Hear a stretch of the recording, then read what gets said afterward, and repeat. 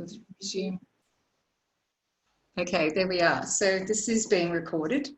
And welcome everybody. Fantastic to have you here.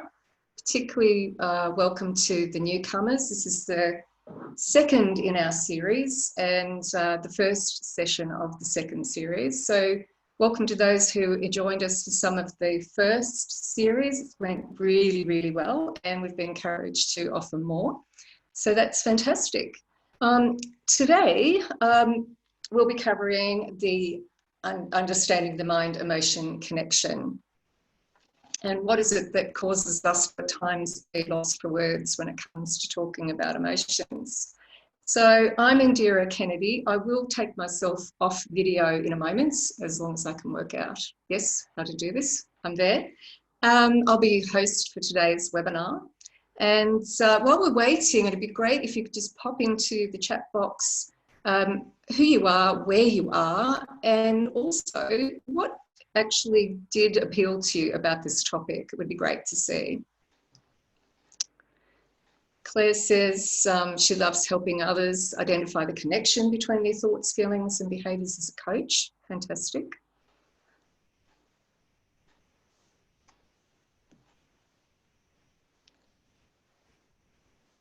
See what's happening with my mouse here as well. Okay, so let's get started. I'll go to take myself off camera here.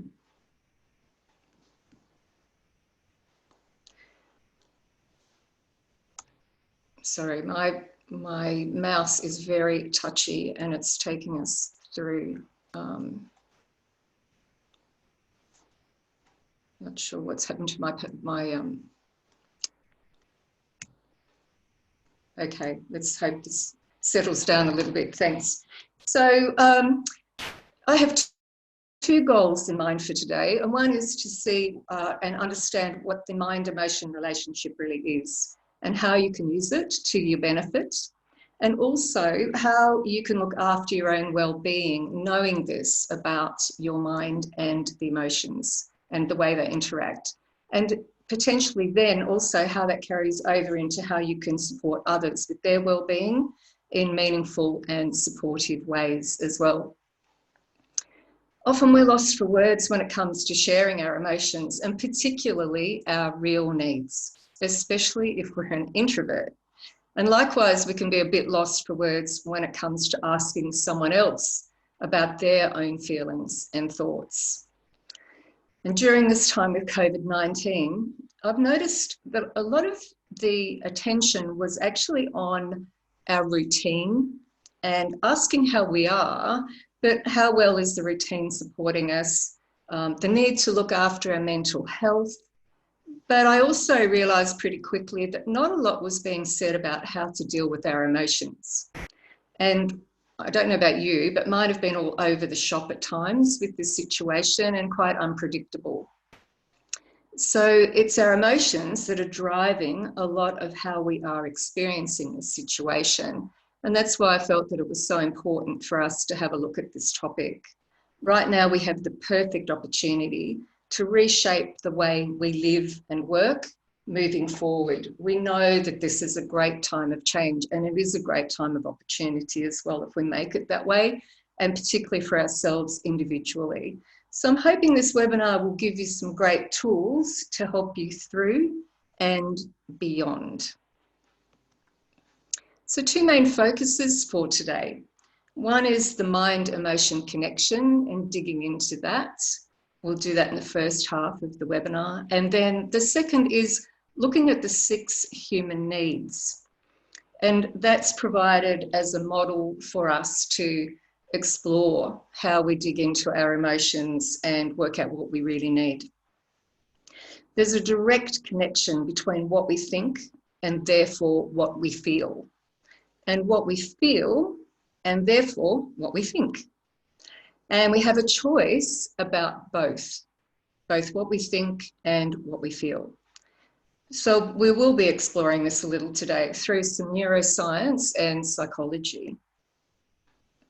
As I said, I also wanted to provide you with a simple framework to help you explore your feelings and come up with a useful solution to what you need, especially at this time. So we'll be looking at Erikson's model of the 6 human needs as a way to support yourself. And also we'll just touch on how you can use it to help others, especially when you feel a bit lost for words.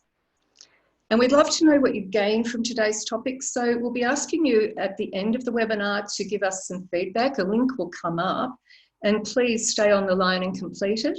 It really helps us to tailor the webinars to meet your immediate needs. So thank you for your input.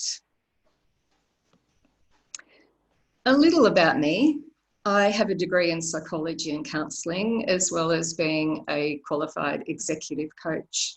And I've always been fascinated by the mind and the brain. And that has led me into questions like, who am I? Who do I want to become? And how do I do that authentically? And to try to answer this deeply, I've studied and practiced Eastern wisdom traditions, essentially what we would call yoga, for 30 years now. So you'll get a little bit of a taste of that today as well. I'm the emotional intelligence facilitator and coach for Voice at the Table. Voice at the Table is a gender diversity and inclusion consultancy that helps organisations tap into the diversity of their people by improving inclusive behaviours of leaders and teams. That way, everyone can contribute fully and be valued by being themselves. So, as I said, we will be recording this webinar and we'll be sending it out to you later. So let's check in on how you're feeling. If you could use the chat box, that would be fantastic, and just put in 1 or 2 words right now of how you are feeling at this time. How would you describe how you're feeling right now? And remember to use the all panelists and attendees so we can all see it too. Weary, yes, gosh, who's been tired lately? Excellent, excited. At ease, but very tired, couldn't sleep, yeah. Content, very nice. Agree, tired, okay. Tired and frustrated, happy and hungry. Oh gosh, I hope you got to eat, Ben. Sleepy, cabin fever, but generally good, yeah. Oh gosh, I know that one as well. Fine this morning, stretched, yeah. Uncertain, okay. Okay, so let's just bring ourselves into the moment then, and thank you for that. We're going to do a breathing exercise. It's very simple, it's quite short, and it's quite powerful. So this is a tool for you and a way to, let's bring ourselves right into the moment. So if you could, wherever you are, just sit comfortably. Have your feet on the floor, or if you're sitting on the floor, sitting cross-legged, that's fine as well. But sit in a way that allows you to be comfortable and not really having to use much effort to sit at all. The idea is to be at ease and sitting with minimal effort for maximum gain. So allow your spine to be long. Feel your sitting bones evenly on your chair or the couch or wherever you are. And allow the shoulders to be wide and sloping slightly as if they were a coat hanger. Just imagine your shoulders as a coat hanger. And then allow the arms to be soft. The muscles at rest in your arms, and you can fold your hands in your lap or have them on your thighs, however they're comfortable. Feel your head balancing on top of the spine, and allow your facial muscles also to relax and soften.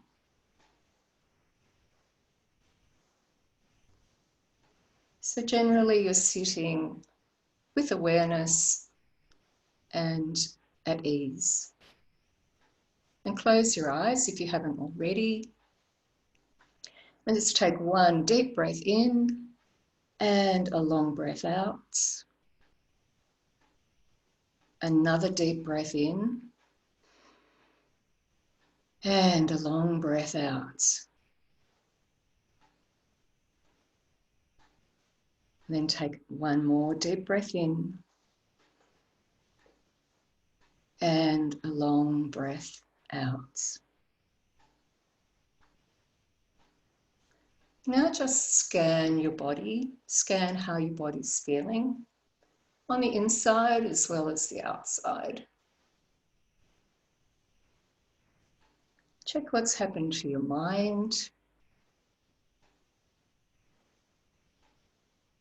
and also what's happened to your emotions, your feelings at this time.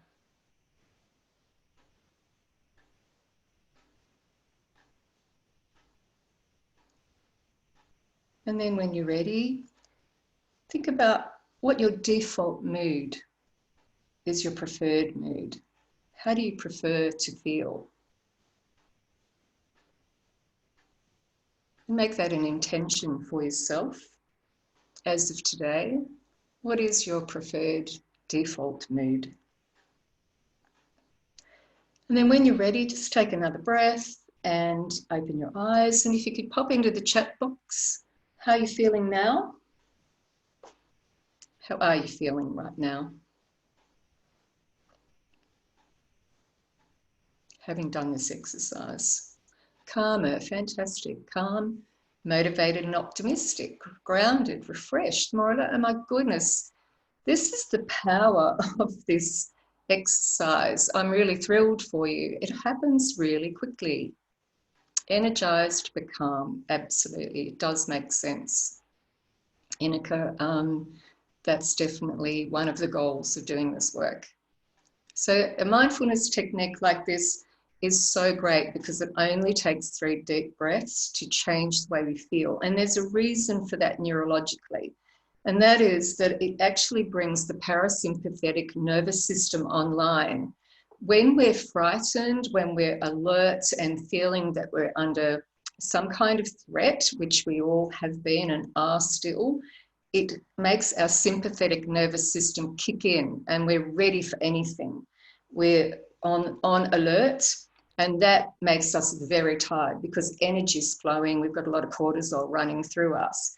When you take 3 deep breaths like that, it brings the parasympathetic nervous system online and it calms all of that down. It shuts off the sympathetic nervous system and it allows you to come back into what was already there, hasn't gone anywhere. You just needed to come into accessing that more centered, grounded, calm but energized feeling once again. So I'm really glad that you had a chance to experience that. And think about how you will use this going forward as a way of starting to manage how you feel.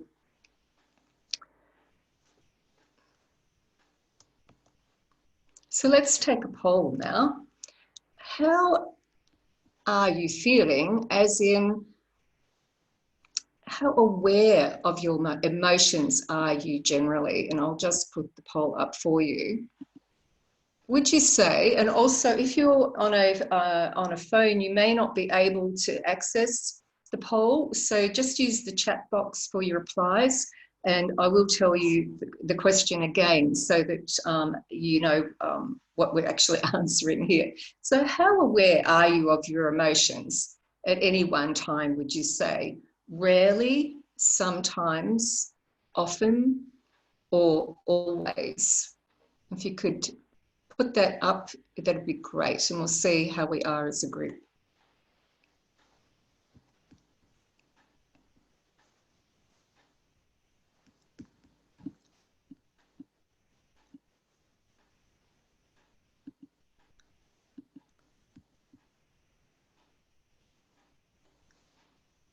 Okay, so nothing's coming up in the poll at the moment. Does that mean you're having trouble accessing it?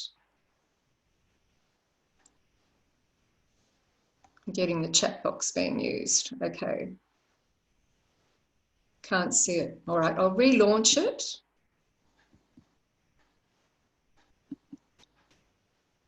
Okay, that looks better. So try Try that now. So how aware are you of your feelings on a daily basis? Rarely, sometimes, often, always. Fantastic. Now we're starting to get some results. And if you can't see the poll still, then just put your reply in the chat box. Okay, so let's, we've got a few more coming in, and then we'll have a look at the poll results. Okay, I'm going to end the poll now and share the results. So sometimes 15%, 38, always. Okay, so great. As generally speaking, very aware of our feelings on a daily basis. So we know what we're feeling. We are aware that somehow those feelings are driving us or things are impacting on our feelings. And we had some others who were saying sometimes, always, often as well. So the second part of the poll is, I'll just move on the screen, is what are you actually thinking? How aware of your thoughts are you on a daily basis as well? So rarely, sometimes, often, always. How aware of your thoughts are you on a daily basis?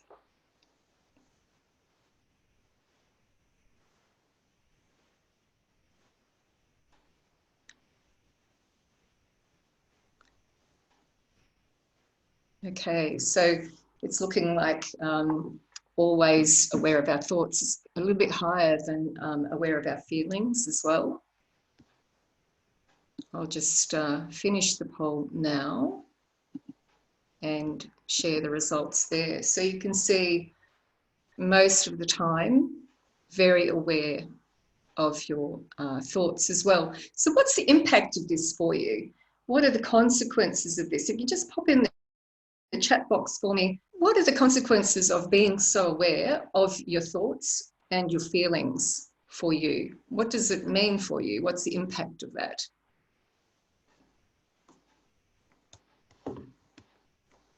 How does it help you? How does it hinder you? Too much going on in my head most of the time, yeah.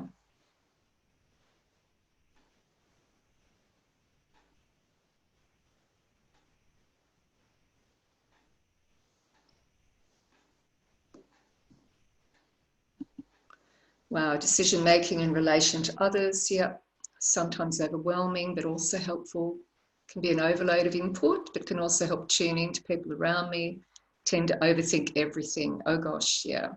And of course, it can be pretty easy to get caught up in the thoughts, believing that that's who we are. Gets in the way of being productive, yeah. Emotions sometimes directly connected to thoughts and actions, absolutely. All right, so let's explore this a bit more. Thank you so much for that. It's really, really useful. So the mind and our emotions. Feelings drive thoughts, and as a result, those thoughts invoke memories as well. And these memories can be helpful if we're at risk or if we want to encourage ourselves. The problem is that most of our memories are actually inaccurate as retold stories. Very inaccurate, actually. Yale's done a lot of studies on this. It's a bit like the Secret Whispers game, where the story changes the more it's told. The more we tell ourselves the story from the past, the more we will alter it, and we think that we still have really, really good memory of what actually happened. It's been shown that we don't. And so thoughts have feelings attached to them.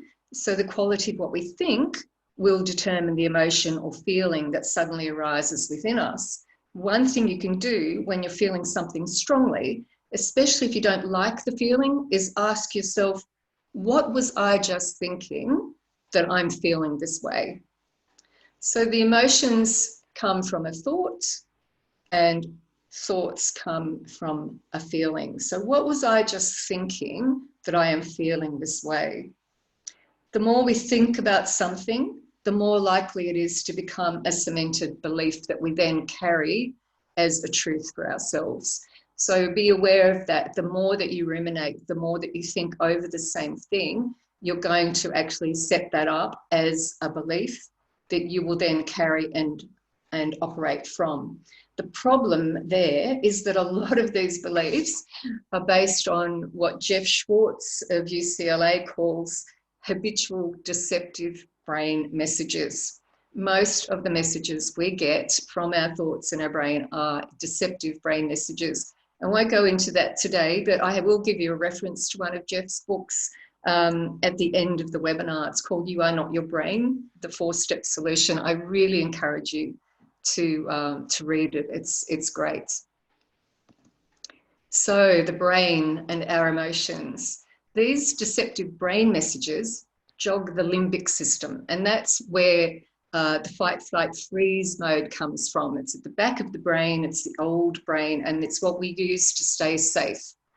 What we really need, especially in times like this, is to make sure that we can bring our expansive, rational and decisive part of the brain, the front part of the brain, online. And that's called the executive brain. So if you think about your frontal lobe, your forehead is where the executive center sits.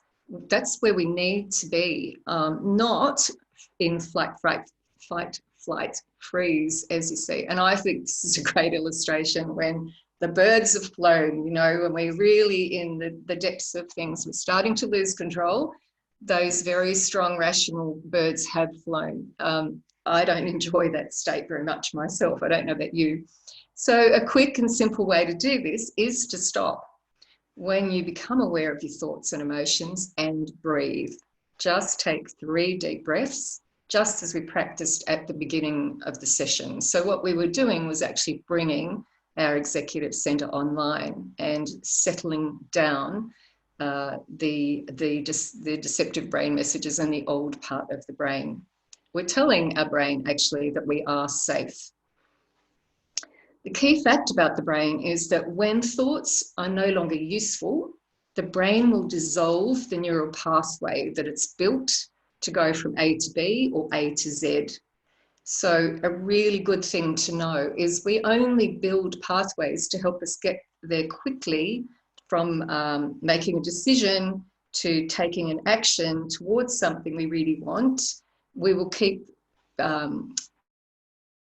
build a pathway to that to make it easier for ourselves. The problem is, and I'm sure you know what ruminating feels like, or just going down the same track all the time, the brain is actually taking us from A to Z pretty quickly, and Z might not be where we want to be anymore.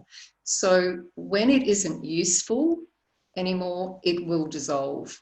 And you can look at some of these things online too. There's lots of YouTubes around seeing neural pathways actually built in the brain and them dissolving as well.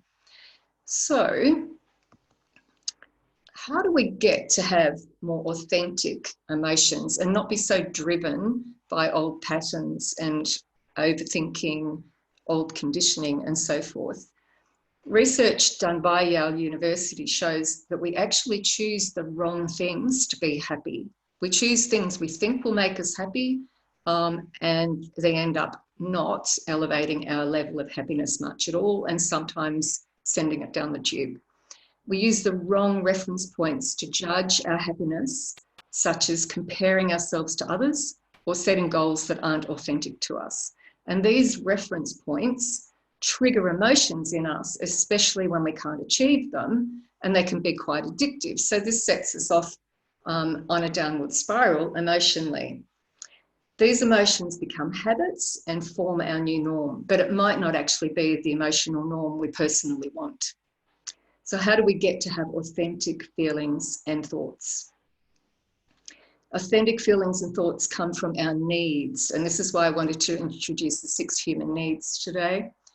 They're often deeply held and they usually feel non-negotiable. We can end up saying to our partner or friends or ourselves, I just need this, it's what I need, and it'll feel non-negotiable. They often are. So we can use the framework of the 6 human needs to start to peel away these conditioned feelings and thoughts and create greater well-being for ourselves in a way that's more authentic for us. And yeah, emotions sometimes are directly connected to our thoughts and actions. And in fact, this is how it works. The impact hierarchy: actions come from thoughts, thoughts come from feelings, feelings come from needs, and needs come from our values. And that's why we need to be emotionally intelligent about our behaviours. Our behaviours are very much driven by underlying things like our needs and especially our values. I'm not going to go into values today, that's another workshop for another time, but I really believe that values are, they're like the seat of our soul. They're the expression of what we really want and what we believe and where our ethics sit. And needs are directly related to that. So how do we process emotions? We need to be aware, we need to explore them, and we need to choose better ones and more empowering ones. The thing about depression on the whole is that depression comes from suppressed anger. And anger is usually about not having a need met. So be aware that when you're starting to feel down, starting to feel low, ask yourself, what do I need? What's the need that needs to be met here? Some other ways to process emotions is, yes, check in physically, emotionally, mentally. Where am I? How do I feel? Stop and think, what am I doing? Where am I going? You can journal about it. This is really helpful. Write it down. Just let it flow. Do stream of consciousness. Just empty yourself of what might be going on. You can mind map where you're going emotionally. How does it all connect? How did I get from here to there? And just design it as a map. I find that really useful. Or do a little flow chart. You can also ask yourself really powerful questions that you can contemplate. Is what is this showing me? What am I really looking for here? Is this what I really want? And find people or ways to express yourself. So that could be through writing, painting, moving, stretching, sharing with a trusted confidant, getting out for a walk, but get it out somehow. And again, journaling can help if there's no other way. A good yell can be a good thing too, if you feel safe to do it. And a friend of mine once had me throwing rocks into the ocean. We might be able to do that soon. So find a healthy way to express what you're feeling. Meditation for me is the answer to everything. It's my one easy go-to tool that I can carry with me anywhere. And it's the most healing and calming and settling thing I can do for myself. And it also allows me to access my inner wisdom. I can get out of my head. So if you have trouble with too much going on in your mind, I really encourage you to find ways to at least start doing mindfulness exercises and then move into 5, 10, 20 minutes of meditation every day. It's my go-to safety net. And of course, breathing, which we've already explored. So let's do another poll. How comfortable are you with your own, how comfortable are you talking about your own feelings with other people? So if you can enter there, and again, if you can't see the poll, please use the chat box. How comfortable are you talking about your feelings?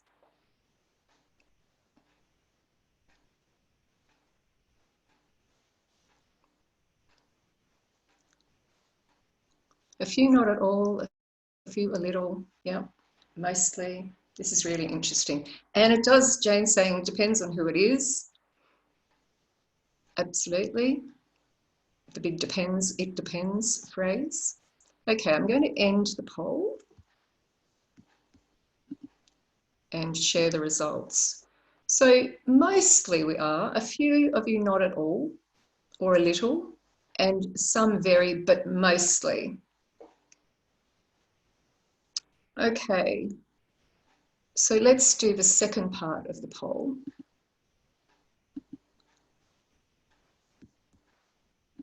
Stop sharing for that one. And the second part of the poll is, how comfortable are you talking with others about their feelings? Not at all, a little, mostly, very.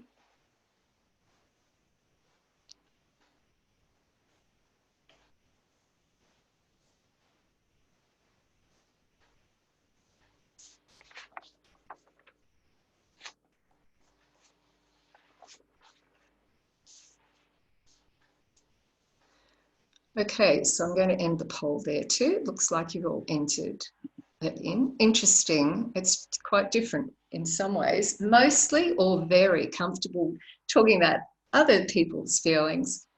Some of us not so comfortable about speaking about our own.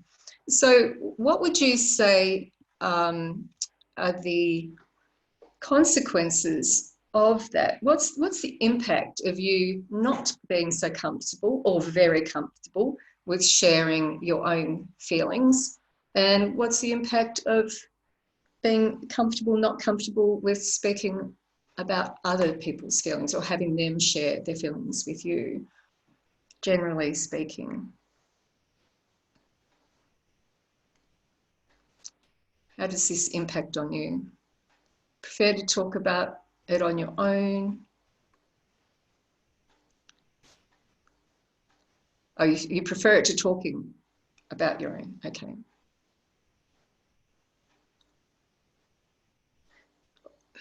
People forget you struggle too at times. Yeah, absolutely. If we're not expressing what we feel, others don't know, and we can't expect them to know. They're not thinking about us most of the time, actually. When I learned that some years ago and realised one day why someone might not have been contacting me so often, it was, well, they actually don't know. They're not thinking about me. I need to let them know. So you're the go-to person when my friends want to talk through a problem, but they forget to ask me about my challenges. Wow, okay. I wonder why I don't feel comfortable talking about my own feelings. Fair enough. Absolutely, good question. And I have to drop off for a client call. Oh, great. Bye, Clarissa. Thanks. Yeah, people think you're fine and you can breed resentment if you're honest. Okay.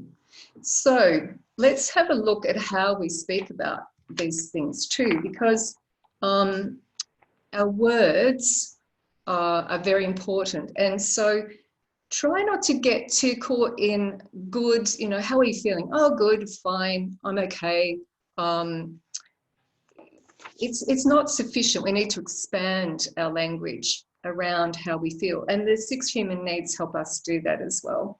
So let's just summarize what we've learned so far, and we'll move on to the 6 human needs in a moment and have a good look at those. What has stood out for you so far? And what have you come to understand about your thoughts and feelings? So just pop in the chat box. What stood out for you so far? What have you learnt? What would you like to, what are you thinking? And how might this benefit you?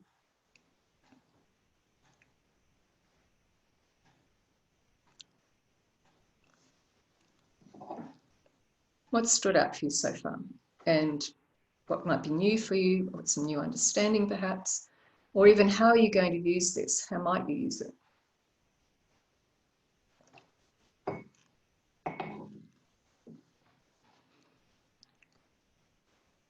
Feelings internalised and can be harmful. Others, a sounding board for sharing. Needs not being met really resonated with me. Okay, great. I need to be more proactive about sharing my feelings and what I need. And they need to be honest about feelings. Help the rest of the day. Cool. All right. So let's just take a moment to breathe this out. So just sitting really comfortably once again, minimum effort. Allow yourself to sit, shoulders drop down and back, head on top of the spine. And we're just going to take 3 more breaths in. So take a deep breath in, eyes closed. Long breath out. Another deep breath in. And a long breath out.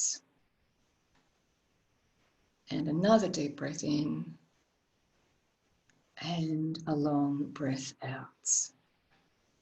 And when you're ready, you can open your eyes.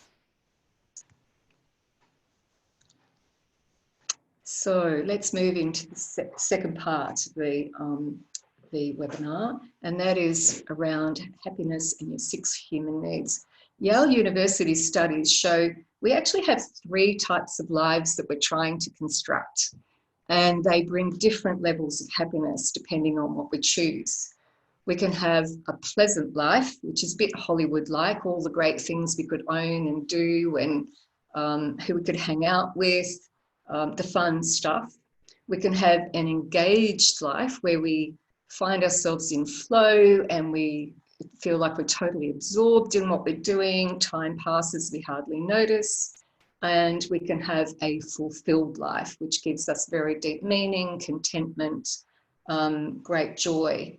What the university says is that the ideal is to actually aim to have a fulfilled life. Then that will lead into finding our flow and feeling more engaged. And of course, then that's going to also bring in the great pleasures of life.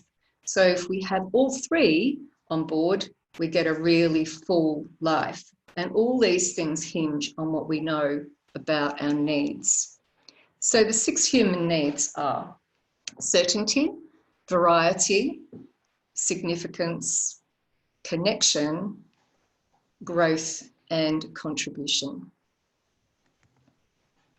And what we know about this, Erickson is a psychologist from the 20th century, mostly mid-20th century, who worked with these, and we still use them today. And what we do know is that happiness comes when we fulfill the first 4 of these needs: certainty, variety, significance, and connection.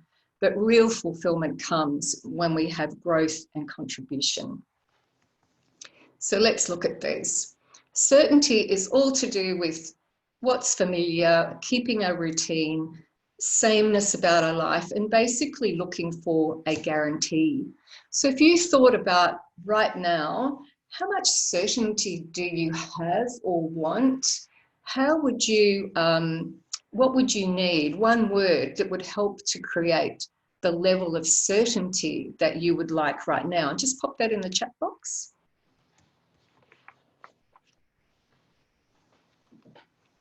What would give you a greater sense of certainty in the way that you need it right now?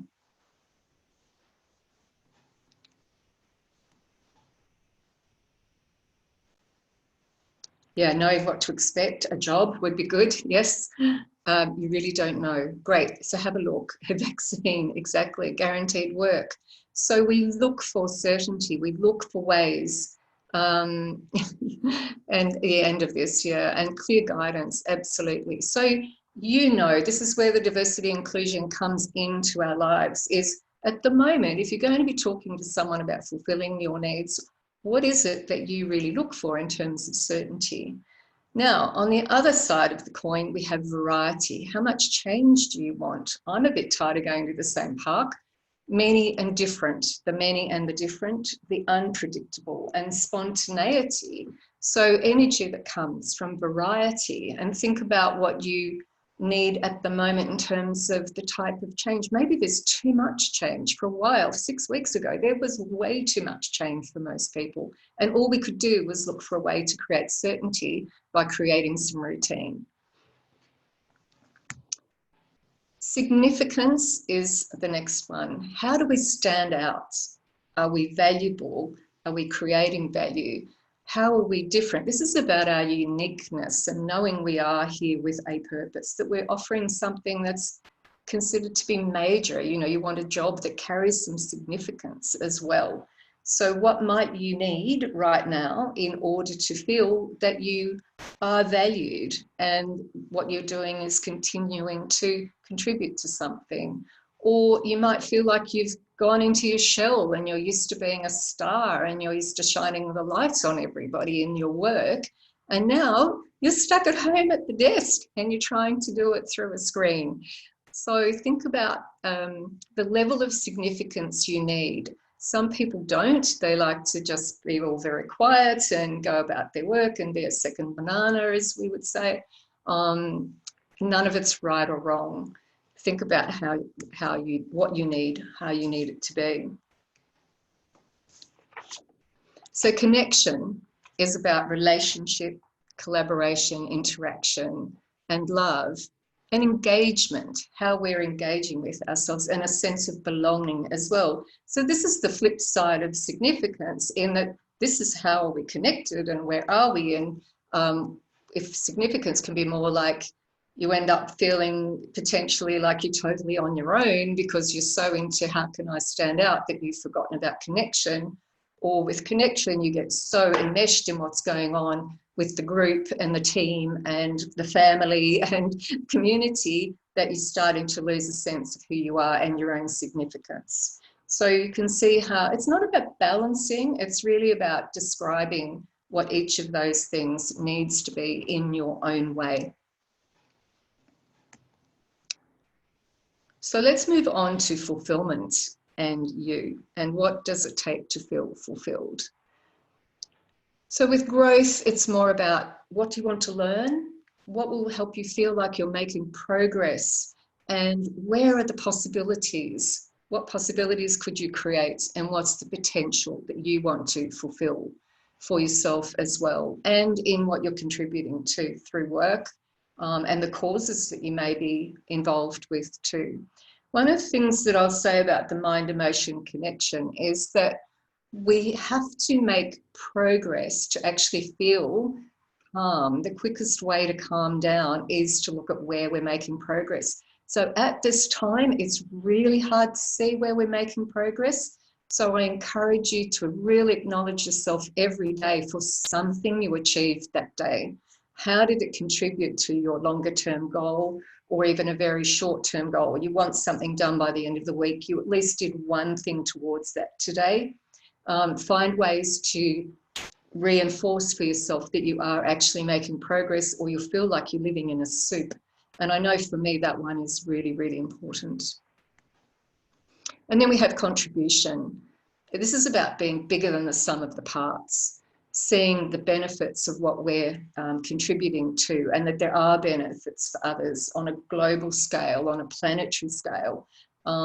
This is where it could be more about how are you contributing to the family at the moment, whatever that means for you, and that you're fulfilling your unique purpose, that you're contributing to something that perhaps has a unique purpose. There's lots of causes that carry a unique purpose. And then where is this sense of offering service as well?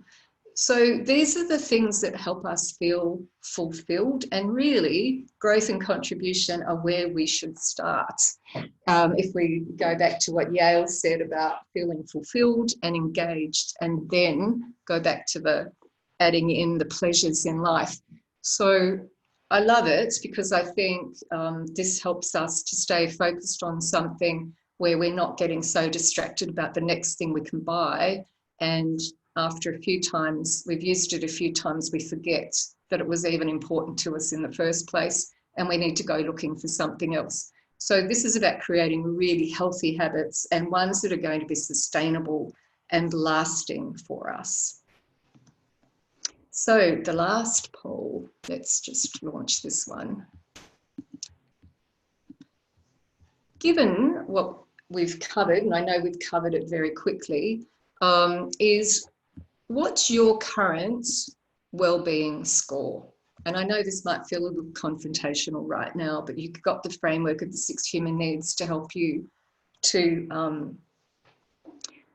work out what you're going to do about this, to elevate it or maintain it at very least. So generally, what would you say your current well-being score is?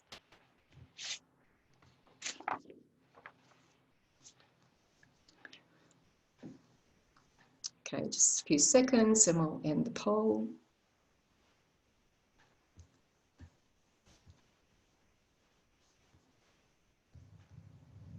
Okay, so share the results. So pretty average on the whole, some high and very high, which is great to see too. And some 23%, quarter saying, you know, a bit low at the moment. And it's totally understandable. And average is not really where we want to be, is it? I mean, we want to have a much higher sense of our well-being. And so I'm wondering how you'll use the 6 human needs to help you raise or maintain your score. So if you just pop in the chat box one thing that stands out that you will address to meet your needs when we get off the call.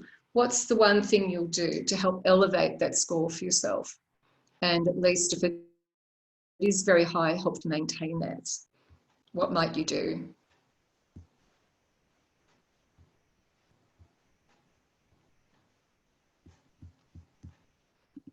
One thing that you think you would really benefit you if you were to do that when you get off the call.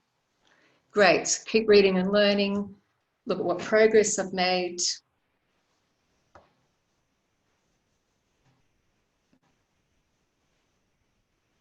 Be more organised and focused. Great. And work at what that might be, Melanie, how you're going to do that. Then recognise progress, well-being, check in each day. Absolutely fantastic.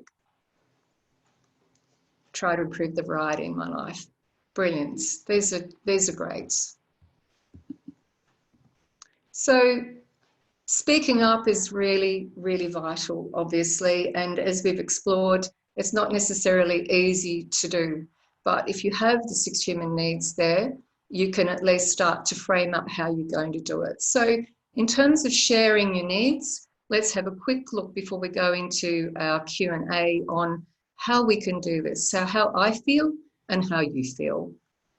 So what I need, this is questions you can ask yourself around the 6 human needs. How certain do I need to feel? How much variety do I need? How significant do I feel? How connected am I? What kind of growth do I need? What kind of contribution do I really want to make at this time? And then in terms of dealing with other people's emotions, we can use the 6 human needs to formulate some questions. And these are by no means the quintessential questions, but you can see how they work. So 6 powerful questions you could ask. Instead of just, how are you? That's a great start. Finding out what someone is really in need of at this time. How secure do you feel at the moment? That might be a bit confrontational, but you'll have to work this one around for the situation. Where do you need more freedom? How do you know you matter right now? Who do you need to feel closer to right now? What would you like to learn at the moment? And what would be more meaningful for you at the moment? And I really encourage you to sit with these and think about what would be the questions that you would want to ask.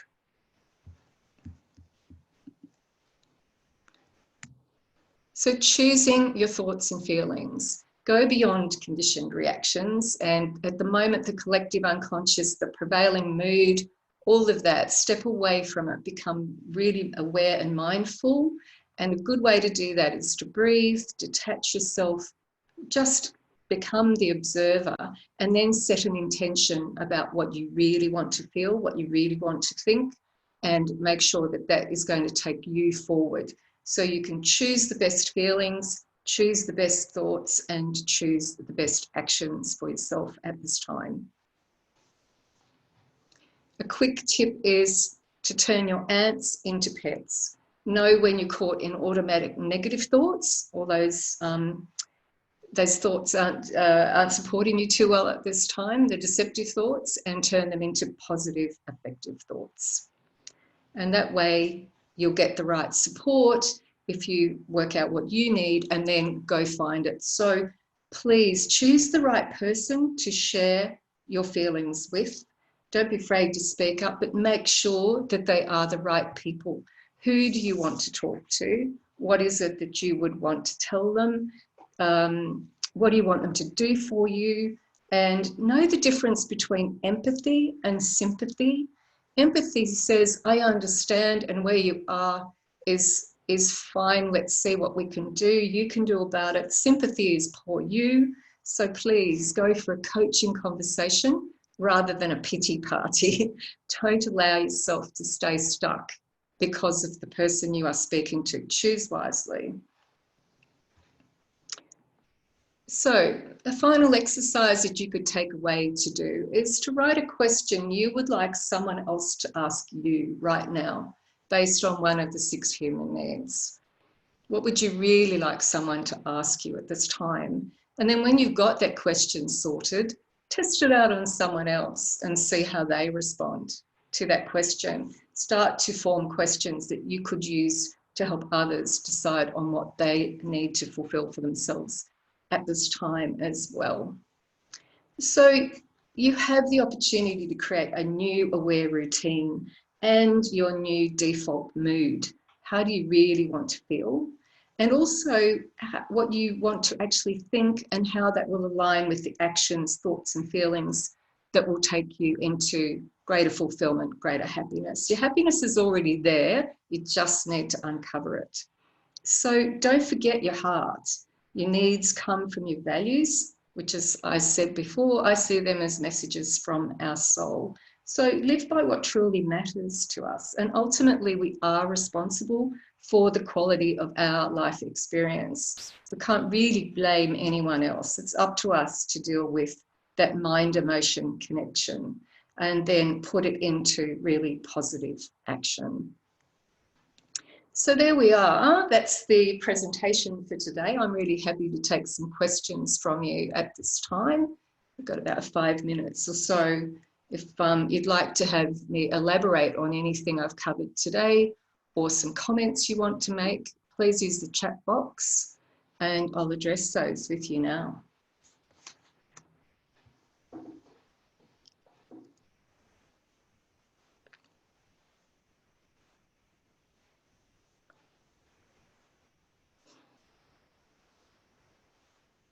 We might even have a question that you can think of that you would like someone else to ask you, and if you want to put that in there, to be great.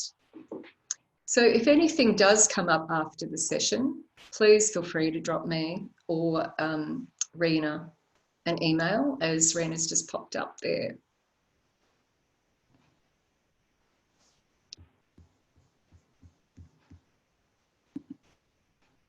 Okay, in the Q&A, I've just saw Claire, you said, ask, do you have any tricks or tips to turn negative automatic thoughts into more positive ones? You know, in coaching, the thing that I do is it's very hard sometimes when a person's caught in quite a negative situation, for want of a better way to describe it. They can't tell me what they want. They actually can't tell me what the goal is, and they're so caught in it. So what I'll get them to do is tell me what they don't want, is actually make a list of what they don't want, and then we literally go for the opposite and make a list of what would be the opposite to each of those things. So you can go from someone might be pulling you down and telling you you're no good, or maybe your own thoughts are, you know, I'm not doing what I should be at the moment, I'm really not coping very well, is to flip that into, actually, what I've done today is managed to at least stop and think about how I feel right now. And I went and spent some time out in the sun, and I was really nourishing myself and relishing being outside. Just give your mind something else to focus on. The other thing is to go into your goal. Just go from, righto, that's really not helpful right now. Remember, the mind will dissolve anything that's not helpful. This is actually not a helpful state to be in. What do I want to feel instead? And then create some thoughts around that. So I hope that's helpful too. But it's a really great question, and one worth exploring with your team and absolutely with yourself. How can you turn your ants into pets? Okay, any further questions at this time?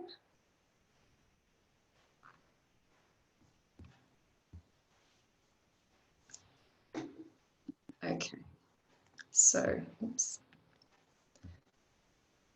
So a little thing from me is my empowerment piece to you, if you like, is just remember this too shall pass. Everything is changing very rapidly, and I know that we're kind of under the control of the government in so many ways, but we do have a lot of choice. And so I encourage you, because this is an opportunity for us not to go back into our old regime and to move forward in the way we would really like to work. We've all got a good taste of what does work and doesn't work for us because of either being furloughed or having hours reduced or just not working at all. look at this as an opportunity to head into what would help you find your flow and have a far more fulfilling way to live and to work and to serve others as well. And remember that you do have what I call the 8 elements. You've got things like meditation and journaling and mindfulness and keeping up your energy. Do those things that are going to support you. And remember that you have within you your own wisdom. Jeff Schwartz, that I mentioned from You Are Not Your Brain, he talks about this person with us in us as our wise advocate who only wants the best for us. So give that part of you a chance to actually guide you and listen to it, follow your intuition, feel in that sense. What is it I really want? What would be the wisest thing for me? Or if I looked at this situation or person with compassion, what would I see or do? Go into that space rather than getting so caught up in what's going on in that very busy monkey mind, or the emotions that are so caught in hormones and food and all the other things and other people's emotions as well. So use the breath, had that as a great tool. And I really wish you well, be well. I encourage you to take control and create the life you want. So here's some suggested reading. I won't go through it right now. There's plenty there for you to support you, and it's in the recording anyway. The next thing that's coming up is Tuesday next week. We've got Joanna with Managing Your Brand. Control what people say about you when you're not present. Please tell your friends that you think could benefit from doing this, doing the next session. There's 4 more in the series. You can join our newsletter and hear about what else is happening coming up. And of course, if there's anything about today that you would love more on, or you have some other ideas for workshops or events, then please let Rena know at Voice at the Table. And thank you for being with me. Thank you for all your feedback. Really great to have you here. And as I said, please be well. But yeah, go do it your way.